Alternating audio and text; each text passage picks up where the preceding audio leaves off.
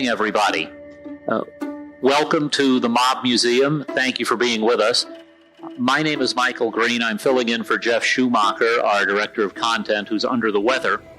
And I have the pleasure of moderating this panel in connection with Mobbed Up, the podcast powered by the Las Vegas Review-Journal and the Mob Museum. And we thank them, and we thank our presenting sponsor, Pro Group Management, our supporting sponsors, Golden Steer Steakhouse and El Cortez Hotel and Casino. And we ask you to put your phones on vibrate, keep your masks on, and do all of those things we're supposed to do these days. I have the great pleasure of introducing an all-star panel. Jeff German is a longtime distinguished Las Vegas journalist who's been a member of the Review-Journal's investigative unit for several years, and he was the major domo of this podcast. You're too kind. Ed Nigro was involved with trying to purchase the Aladdin. He had had already a career in the Air Force with other hotel casinos. He has since had a tremendous career in banking, and he's going to share some of his reminiscences.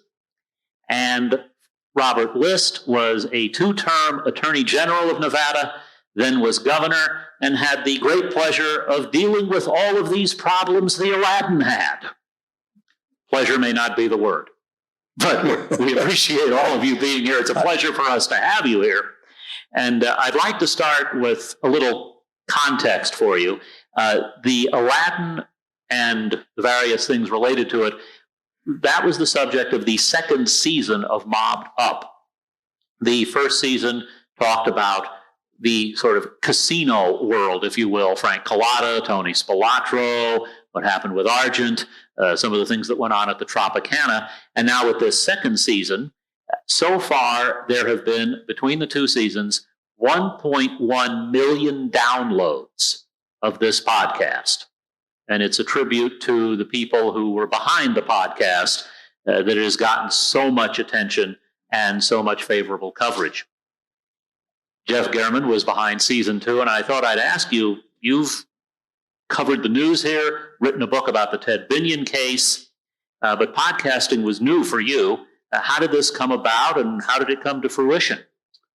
Well, I guess it came about because they asked me to do it. That's a good reason. But most people know me as an old school journalist, right? I guess simply because I've been here so long.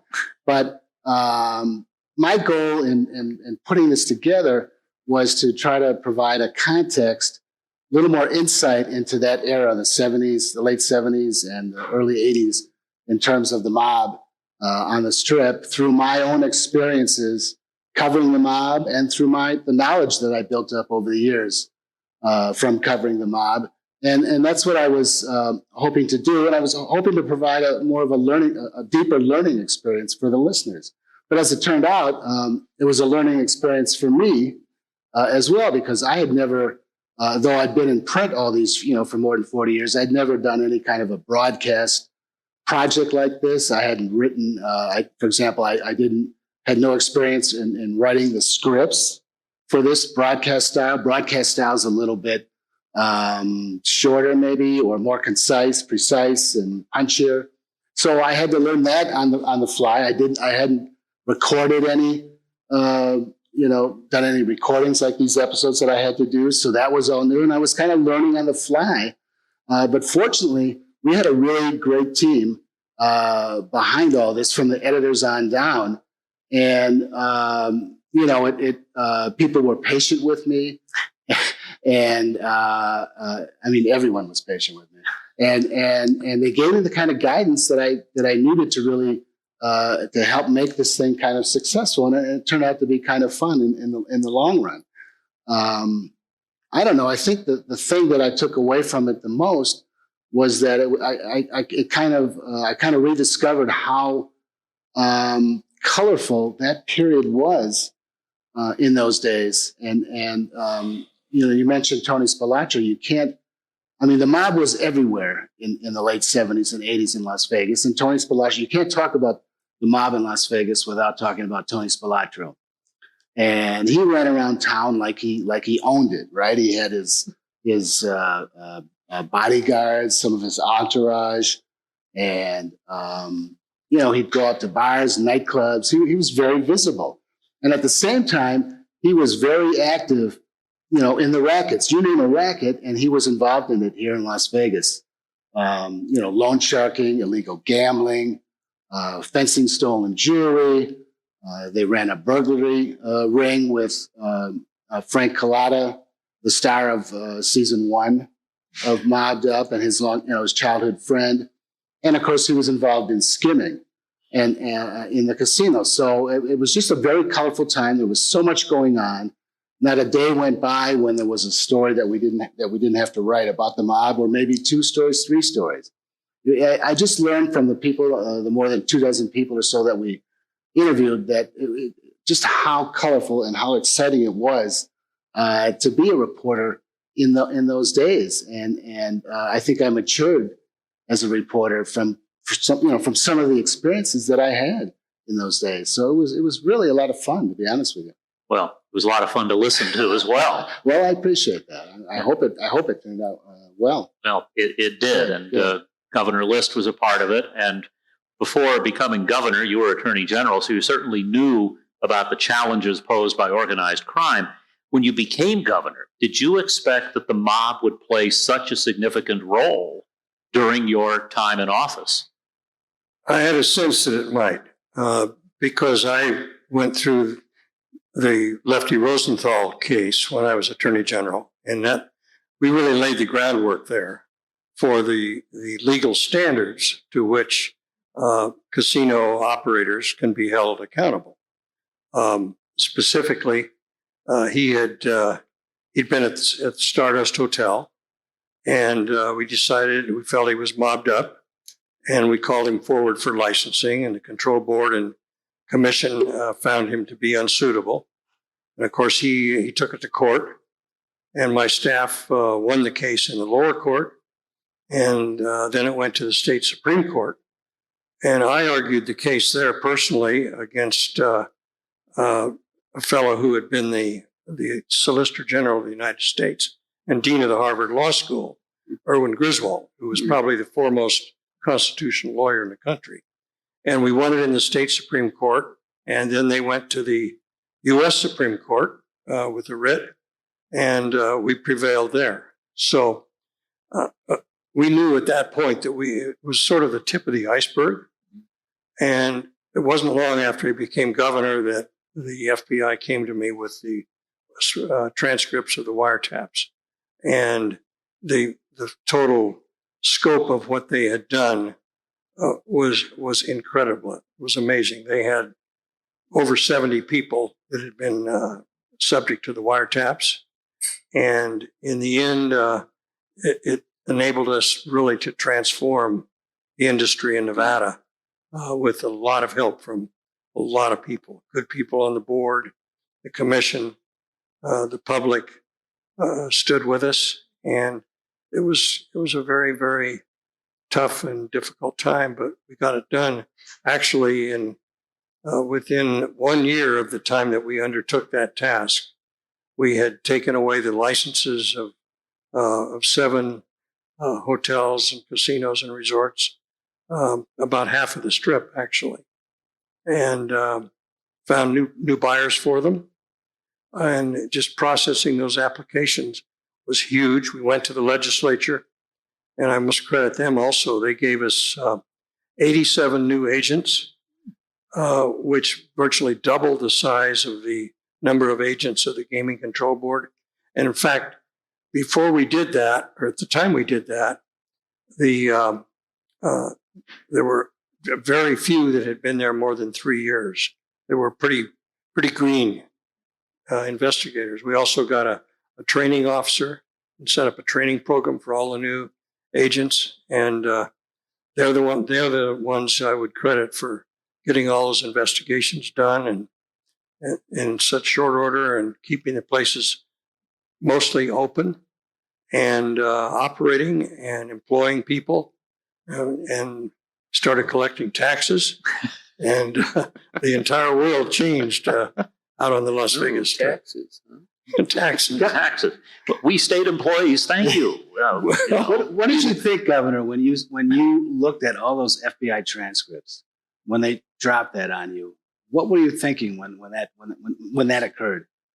I was amazed. I got this package, and it's one of the few times I didn't work continually in my office.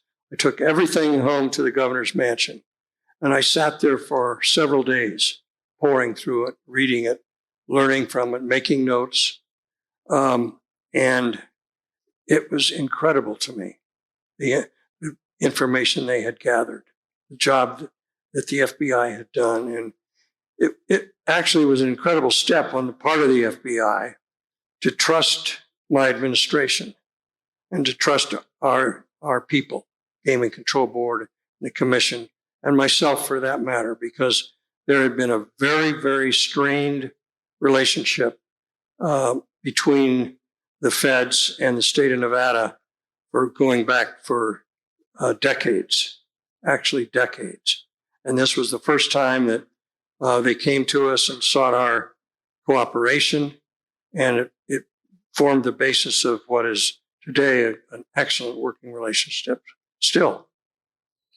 And one of the licenses was the Aladdin that your administration had to deal with. And when the Aladdin mob crowd was being driven out, there were a couple of different groups trying to buy it. And one was Mr. Nigro's with some guy named Johnny Carson, who I think we've heard of. So how did you become involved with Johnny Carson in this whole operation? Well, that goes back about 4 years before the Aladdin, because I was a very young CEO of the Sahara. And the Sahara was having some difficulties. This is the mid-'70s. And when I became the CEO for Del Webb, now Del Webb was a public company. And we were the first licensed public company in this state, was Del Webb Corporation before Caesars. Right. And Del Webb had died in 74, but I took over the the Sahara. And one of the things we were really weak in, I remember the briefing I got going in. Now, Ed, look at these expenses. They're entirely too high. You got to get these expenses under control. If you cut $2 million in expenses, you'll get that right to the bottom line. And I looked at it. Now, this was our chief financial officer of the parent talking to me. And I said to myself, that's not quite what I see here. I see no business. I see no revenue. Well, one of the things that went after were entertainers. And I made our entertainment director's name was Jack Eglash. He wasn't the entertainment director when I went there. Jack had an orchestra. We had a house orchestra, a 30-piece orchestra. And then before I got there, years before, Johnny used to play at the Sahara. And when Johnny came to the Sahara, he used to do his skits like he did on The Tonight Show all the time, if some of you are familiar with him. And Jack Eglash played the straight man for Johnny. So they had a great relationship. Well, after I'd been to the Sahara for about 1.5 years and we started to build, my first good star I got was Don Rickles. I hired him away from the Riviera.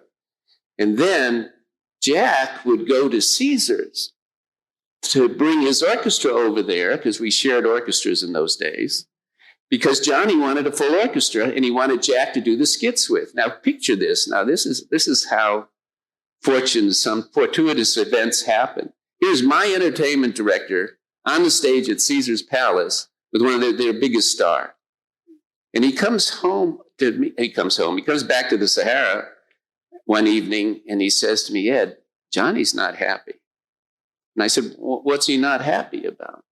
He's the highest paid star in the state. He's got the best showroom, which had, I think, 1,400 seats then. We only had 1,000. And it was a much newer property. The Sahara was a little tired. We were busy trying to renovate it. And he said, well, 2 things are really bugging him.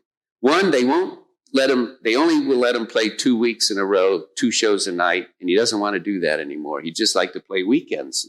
They wouldn't let him play weekends there because they felt if they let him do that, all their other big stars would want to do it. And I said, what's the second reason? He said, Frank Sinatra. Because that was the time that Caesars was offering Frank a piece of Caesars if he would play there. You know, they were actually, and he was going to put him up for licensing, which was going to be That's a whole story. that's another whole story. Yeah. So I said, seriously? I said, you think we have a shot at him? And he said, let's go talk to him. I said, he ought to meet you. So we went to dinner over at Caesars between shows at the Bacchanal Room. I always kind of remember this because Caesars picked up the tab. I thought that was a little ironic.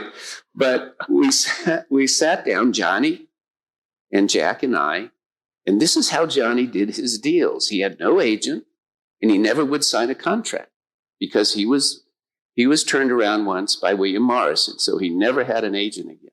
So we sat at dinner, and we started to talk and chat small talk, and we had dinner, and we finally got to the thing about, would he come back to the Sahara?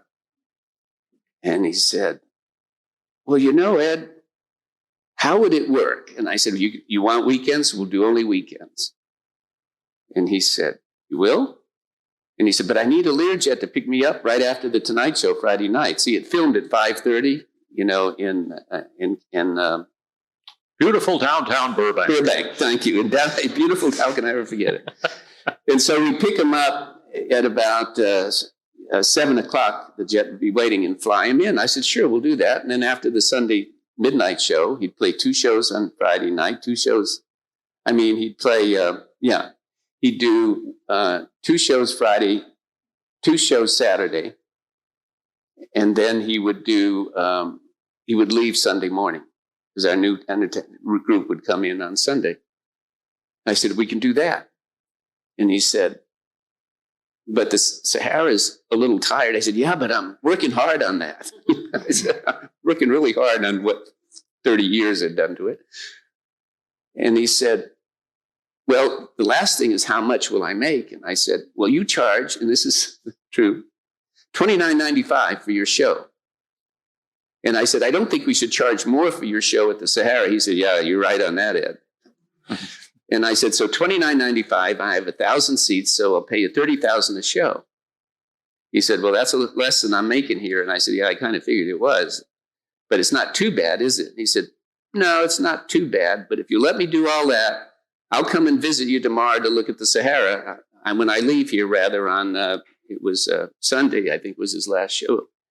And so Monday, he stayed over and came over to the Sahara. And I showed him around, and the showroom was tired, and his dressing room was really tired. Mm-hmm. To say, that's putting it nicely. It was not what Johnny was used to.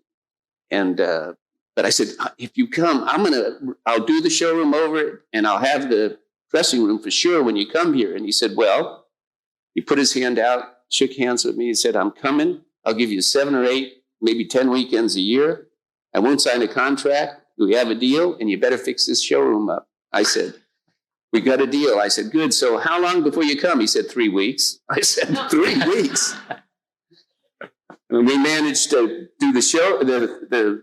We put a big sign on the dressing room, welcome home, Johnny, from the staff. And I had him make a special cake for him, and the kitchen staff came out. We took him through to meet the staff again. I walked him through the whole hotel. We wanted him to feel like he was really part of us. And Johnny and I hit it off after that. He played for the next 3 years for us. And I used to, it's too long a story to tell here about our relationship, but that's how our relationship built. So when I decided to go on my own and left Del Webb on my own, because I was running their whole state at that time. I was running all our casinos. You had given me 8 licenses at that time. Not you personally, but he called me. Henry called me, Bushkin. Remember the bombastic Bushkin? Well, Henry called me up and said, Johnny wants to talk to you. Can you call him at home? I had his home number. And I said, sure. So I call him at home, and Johnny says, Ed, let's buy a casino together. Now, what dream words would you ever hear in your life? But Johnny Carson saying, let's buy a casino together. And I said, well, I'm working on one right now, possibly the Aladdin. I said, I have certain, and that's how we got started on it.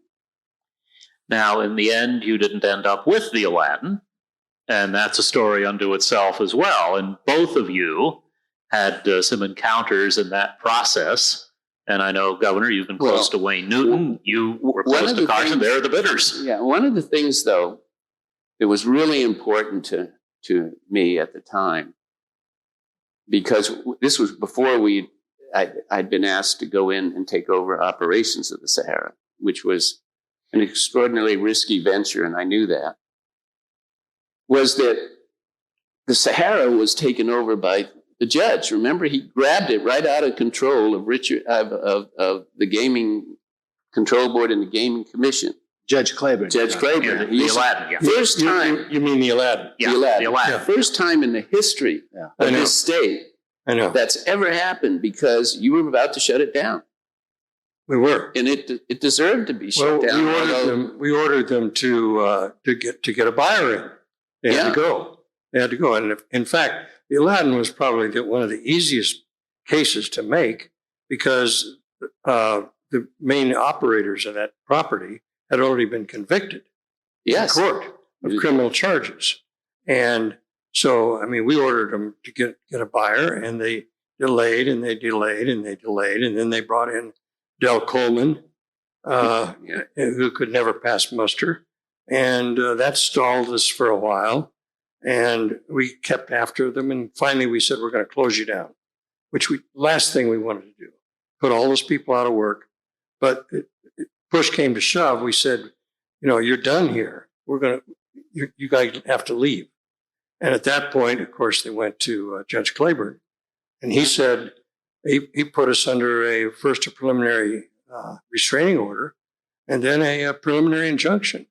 Right, and that was sought by the Aladdin owners, the people you had kicked out. Yeah, Right. yeah. They're the They ones didn't who wanna went leave. to Judge Claiborne. Yeah, this is Circus Webby and the Right. bad guys, and So they wanted to stay put. You both have some thoughts on how Judge Claiborne handled that whole Aladdin situation. What was it that upset you guys about the way he handled that? Well, number one, and ultimately it was borne out, that the state of Nevada has a very unique regulatory the best. right.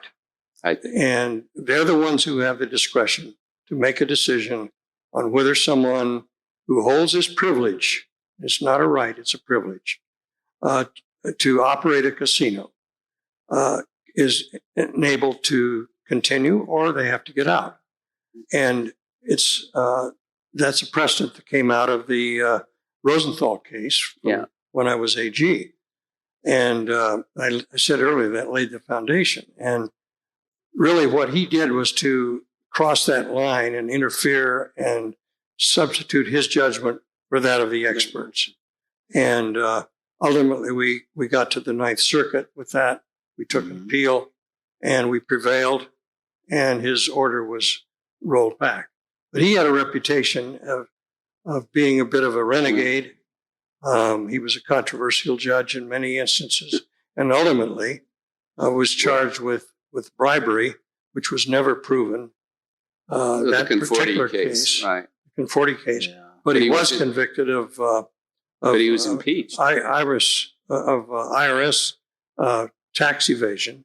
Yeah. And then he was impeached by the United States Senate, which is a huge thing. I think there have only been Oscar was his lawyer. Right, but there's a whole other. But there's a whole other story. Well, there's a whole other story about what led to his. My impeachment. experience with Claiborne was quite unique, because here he had taken control of the Aladdin away from the state of Nevada, away from the gaming agents, away from the state. Now, realizing that here you have this big casino that does not have any responsibility to the state all of a sudden. It can't, because the judge arrested that from the state. So when they really desperately needed management in there, and we were kind of getting close to a deal with these owners that were very slippery and very difficult to work with, and that were never truly forthcoming in terms of what their intentions were ever. Even when they signed a deal with us, they walked from it. But having said that, I agreed to go in. Sometimes I wonder if it was the best decision I ever made. probably not. But even though I went and met with the judge, I asked my attorney at the time was Herb Jones. And I asked Herb, set a meeting with Richard. Not only did he set a meeting with Richard, but Richard and Harry and Herb and I met in Herb's office. And we're talking Richard Bunker. Richard Bunker was Harry Reid. Senator Harry Reid was chairman of the Gaming Commission. Right. And Richard Bunker was chairman of the Gaming Control Board. Now, the Control Board is the enforcement division, and the commission is the final decision. Right. And all the members of the commission and all the members of the Control Board are appointed by this gentleman to my left. The governor appoints them. They're part of the executive branch of government. And so I knew from years in Nevada, I never would call the governor on a gaming matter. That would be extremely inappropriate. But I would talk to Richard or to Chairman or Senator Reid at the time. And so we met in their offices, and I said, if I have your approval, I'll take it. But if I don't have your backing, because I'm going to need agents, I asked Richard, I'm going to need people to really back us up in there. And I don't trust anybody more than I trust the state, gaming people. And Harry and Richard said, we got your back. So I told the judge I would do it. And so I did it. I took the job, but I brought a whole team in. And when I met with the judge the first time, he said, now, I want you to keep this place. He was a very rough guy, very crusty around the edges. I mean, he was like a real cowboy almost in his office. And he reminded me of Sheriff Lamb a little bit, back in the old days. In the old days, when you wanted a casino license in Nevada, you went and saw the sheriff and you paid him $500 and you got a casino license. But that was way before the control board came in. So the judge said, go do it. Just go keep the, excuse me, you keep the GD place open. He swore a lot too. Every other word was almost a swear word in his chambers. So I went, and but see, the mob knew how to take money, and I knew how to stop it. I knew how to run tight casino. And we went in and we took control of the cage. We took control of the food and beverage. We took control of purchasing. We took control of the casino floor, the casino manager.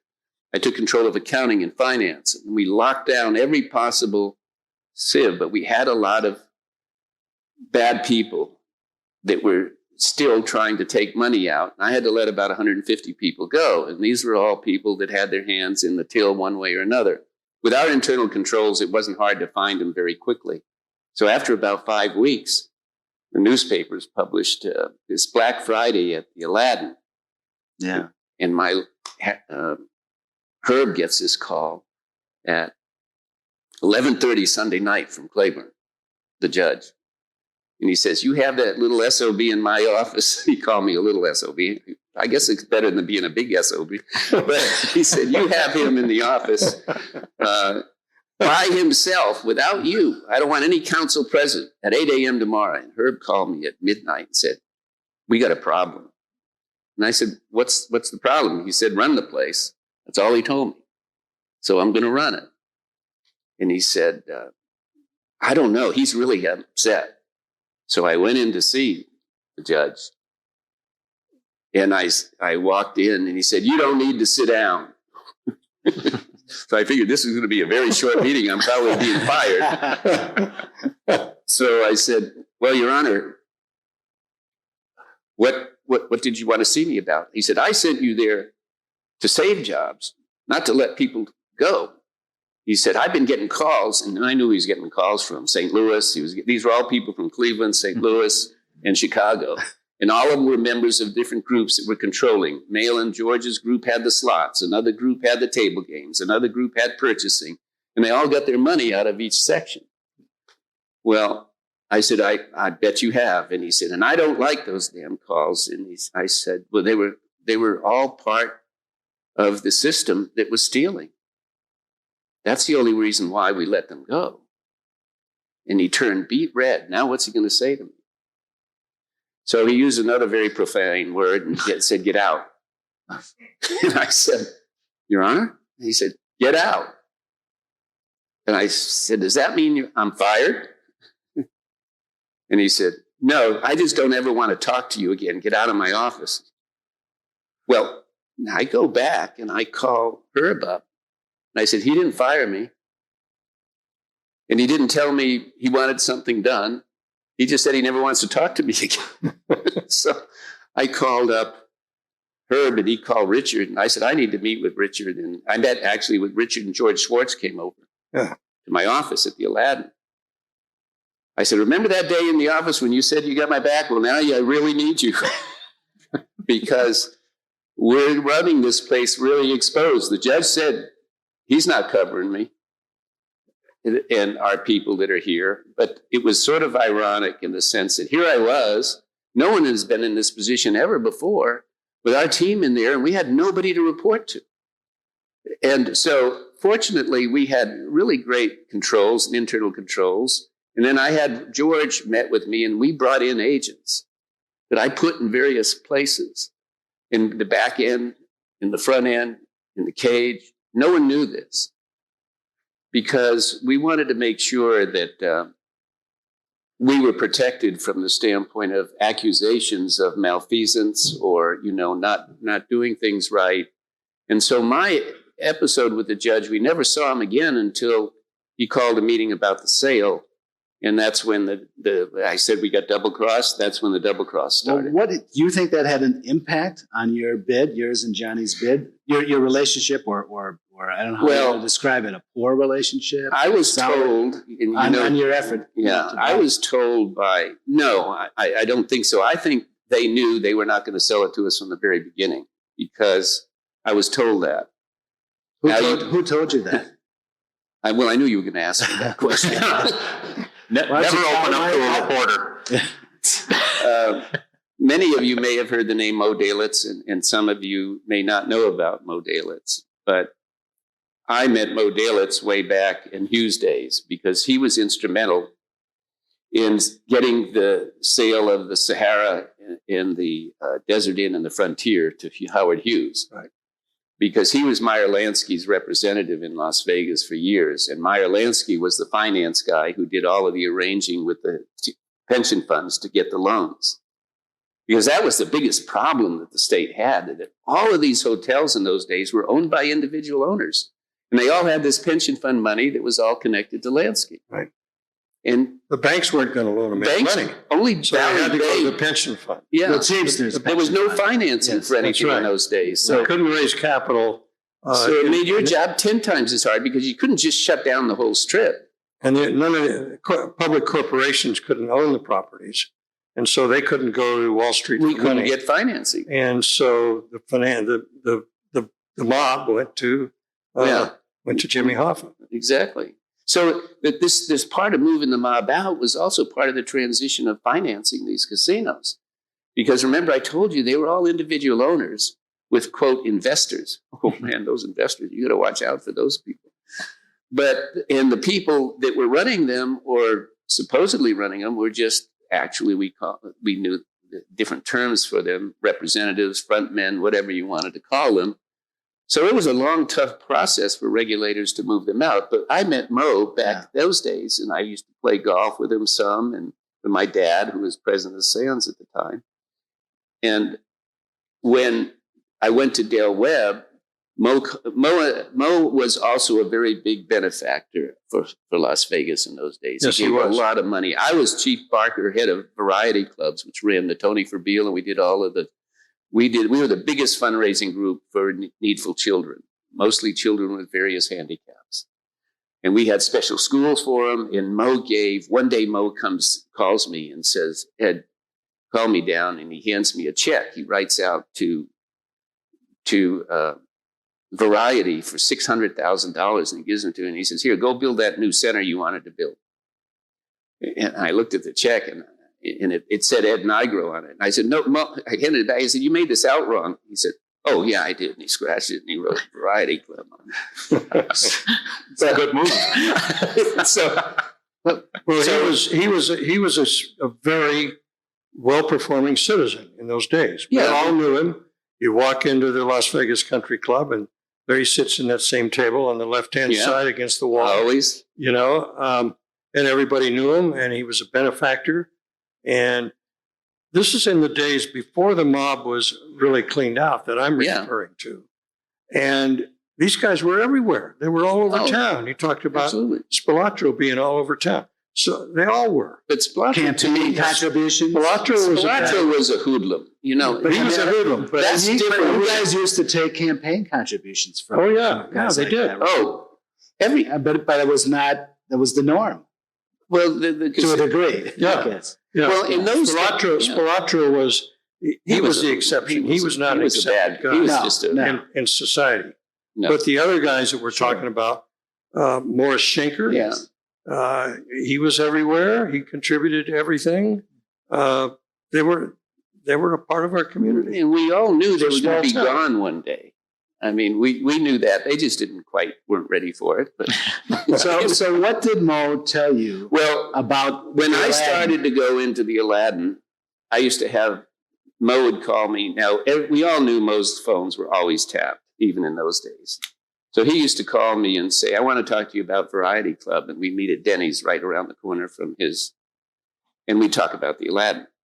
If he called me and said, "I want to talk about Variety Club," that was my signal that he wanted to talk to me about the Aladdin, because I had asked his advice. There were two people I asked advice of on buying the Aladdin: Hank Greenspun and Mo Dalitz, because I knew Mo knew everything. Yeah. And Mo in the beginning said, you may just pull this off. You should go for it. And I said, okay. And then about halfway through, after we had Johnny and I had a few we were trying to raise money in those days. We ended up with just Johnny putting all the money up. But in those days, we were trying to get an investment group together and talking to different people. And I actually started talking to National Kinney, and we actually signed an initial deal with them. And then Mo called me up, and I went and visited Mo, and he said, "Be careful." He said, "They were Warner Communications. You may not know all the back. They were Warner Brothers. National Kinney spun off Warner Brothers, and they were all a parking lot business in New York." And he said, "Ed, just stay away from National Kinney." So I broke the deal off. I did. No one else broke the deal off with National Kinney but me. All right. But it's because of Mo. And then Mo said, another time he called me and said, "You're not going to get it, Ed." All right. And why was that? And I said, that's what I said. Why? He said, they just want to sell it to a friendly buyer. And you're not a friendly buyer. I said, but we're going to pay them a lot of money. He said, they'll get a lot more money the other way. I said, really? And I said, am I at risk if I continue to try? Because I think I have to at this point. I'm in a position where I just can't not try. And he said, I understand that. And he said, nothing will happen to you.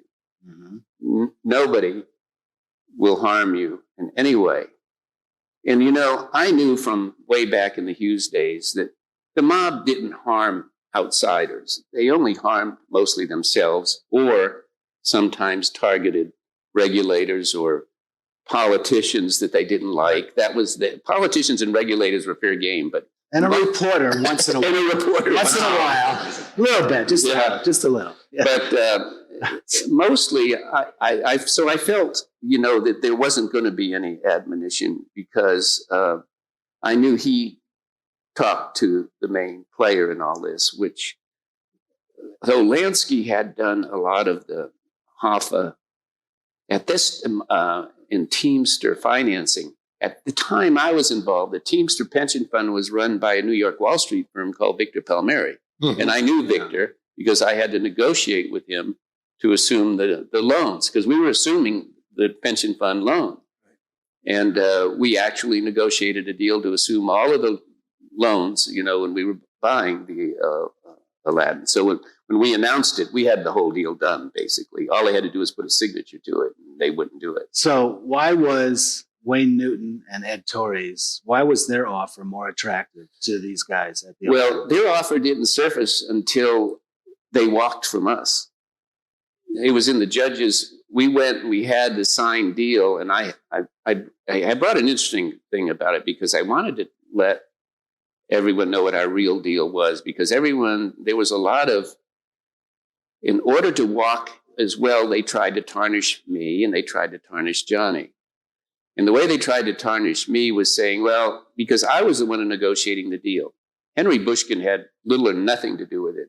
Fred Freed, a transactional attorney in his office, and I did all the negotiating. When we went to New York to negotiate with the Teamsters, the pipe fitting union, and the electrical union, there were 22 people in the room, and Fred and me. That's it. And a little side anecdote that you'll get a kick out of. I'm sitting in this meeting saying, well, we agreed to let you, and Circus Webby was there too, because he represented all the owners. Right. And David Hurwitz, the other attorney for the owners. And so Circus says, well, Ed, we've been talking amongst ourselves. And he talked in this very gravelly voice. He said, we've been talking amongst ourselves. And I'm sitting here with all these Teamsters and all these pipe fitters and all these electrical unions and then all the Wall Street guys, and they're all there.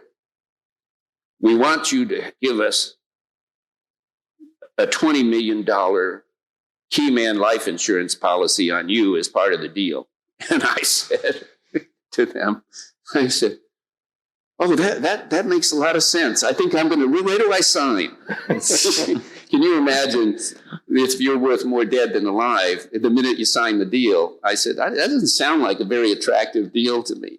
But anyway, we didn't do that. But to get back to where we were heading, is that so the Aladdin proposition with Mo was that I wouldn't get hurt. I kind of knew, I knew, but I felt at the end they might just have to do our deal, because here's what our deal was. $103 million. It eventually sold for 85. Now ours was a real $103 million. We were going to pay $8 million down the first year to the owners. $8 million plus put $5 million in operating capital, because I had written a report that said this place isn't going to survive without the infusion of $4 to $5 million. Because everything we had done to shut down the holes wasn't building the business for tomorrow. So you can't run a successful place that can't build business for tomorrow, and that can only try to stop the leaks for today.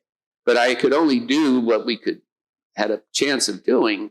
And then over the next 6.5 years, we were paying them another $39 million. The total deal payment to them was $47 million, plus the assumption of all the liabilities, which were 50-some million. Yeah. So this was a very good deal for the owners. And Johnny guaranteed when we put the money up, we were guaranteeing the debt. You know what? Here's what surprised me the most. Let's step back a minute and look at Johnny Carson. In those days, Johnny's income from The Tonight Show was $31 million a year. Johnny control over the night show was ironclad. And Wayne did a great show. I saw his show many times in Las Vegas. I don't think I ever saw a performer work harder than he did at his show. But he was not the kind of star that Johnny Carson was. At a good night, Wayne would play in front of 1,600 people. On a bad night, Johnny had 1.7 million viewers every night. Every night.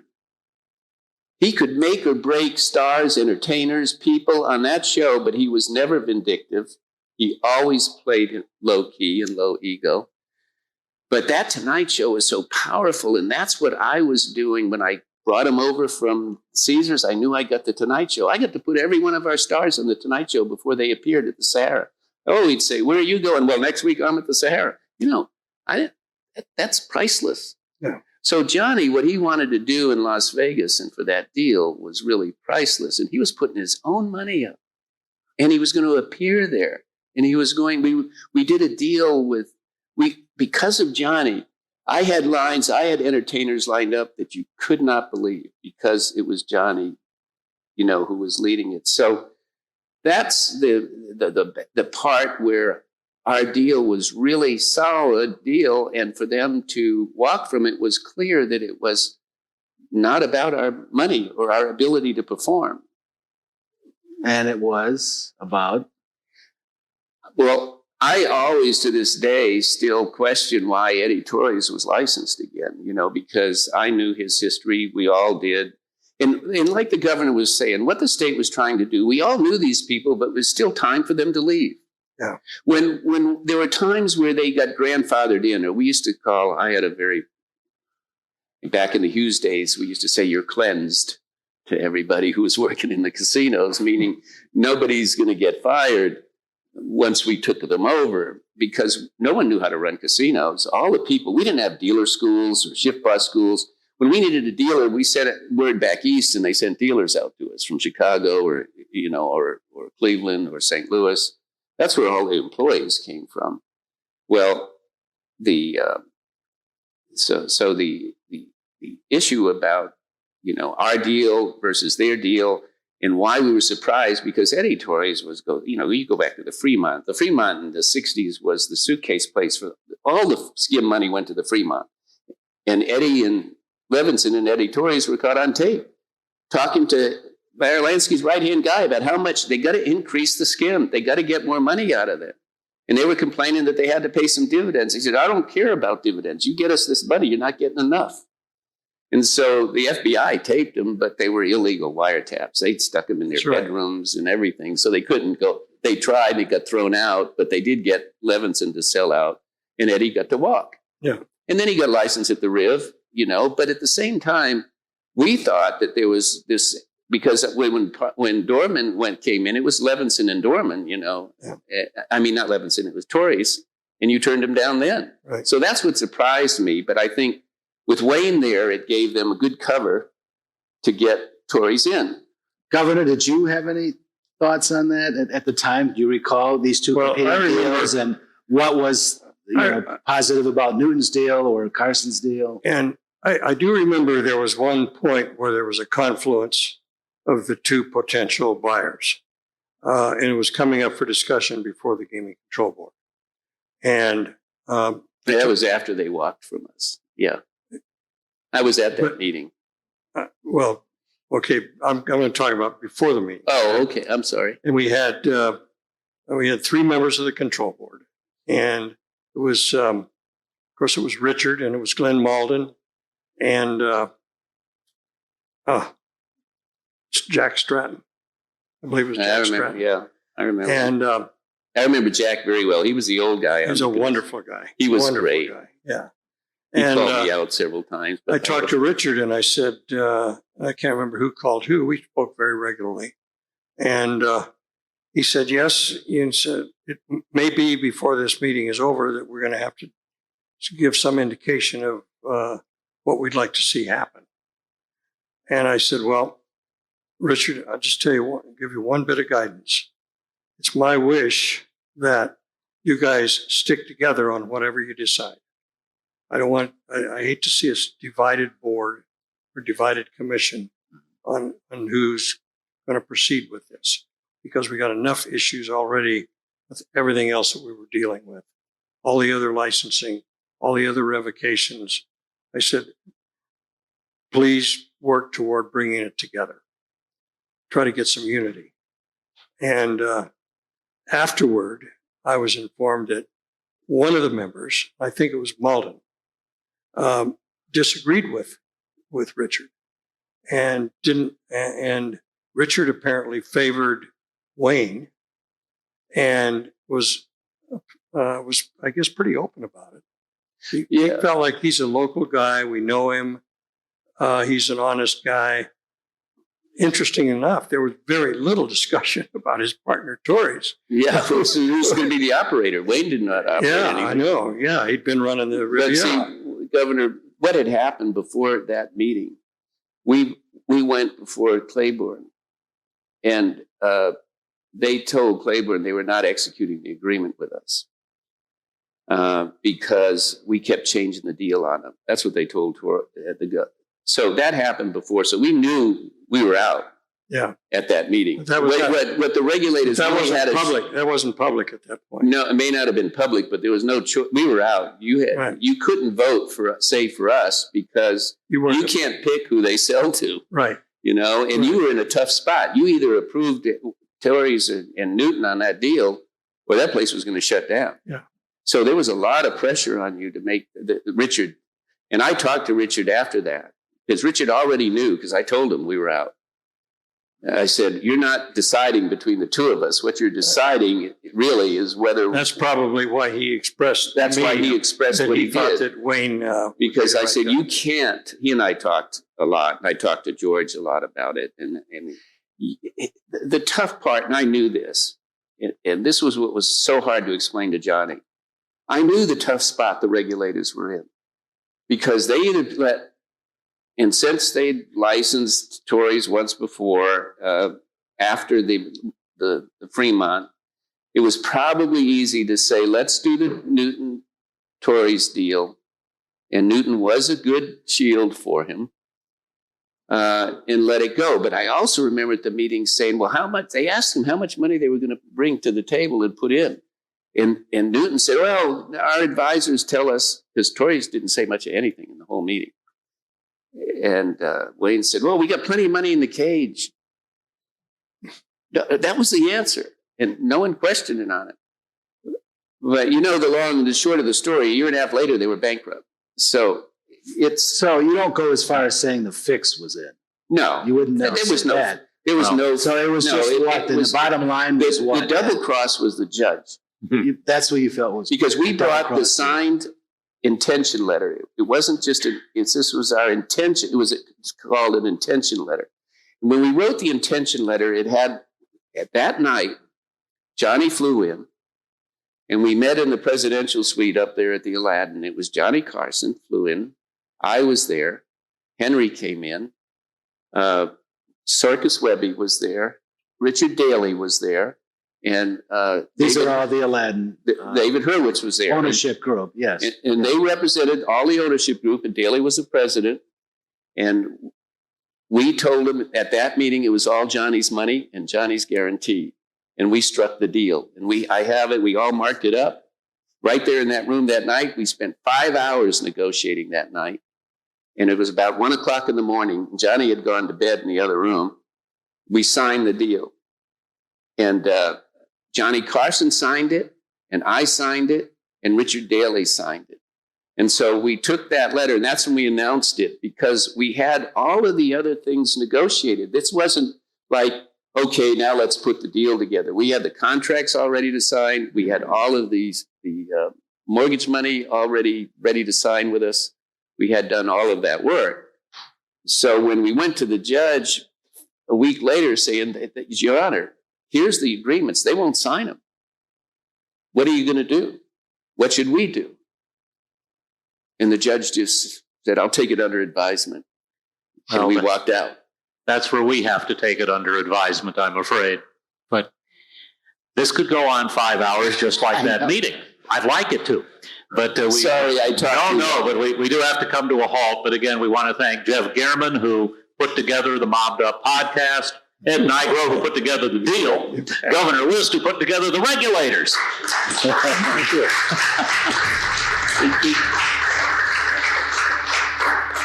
Again, we want to thank both the Review Journal and the Mob Museum for powering Mobbed Up. We want to thank our presenting sponsor, Pro Group Management, and supporting sponsors, the Golden Steer Steakhouse and the El Cortez Hotel and Casino. We want to thank you all for joining us. Thank you and have a good night.